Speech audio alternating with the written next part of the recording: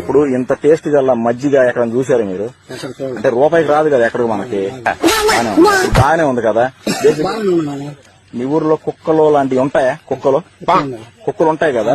ఆ కుక్కలు మేము ఏం చేసామంటే, ఇంతకుముందు కుక్కలు వచ్చి పట్టుకెళ్ళిపోయారు కదా, ఆ కుక్కలన్నీ మేము చోట గ్యాదర్ చేసి వాటిలో పాలు పిండి మజ్జిగ చేసి మీకు ఇచ్చాం. ఈ ప్యాకెట్ కుక్క మజ్జిగ అనమాట. ఇది కుక్క మజ్జిగ ప్యాకెట్. కుక్క మజ్జిగ ప్యాకెట్. ఒక నిమిషం ఆగనంకులు. అసలు ఏ ఊరు? ఒక నిమిషం ఆగనంకులు. కుక్క మధ్య నాకు పోస్తావా?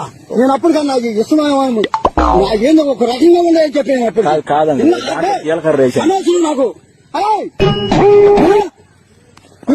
ఎందుకు ఆవేశపడుతున్నారండి? ఒక నిమిషం తెలీదు.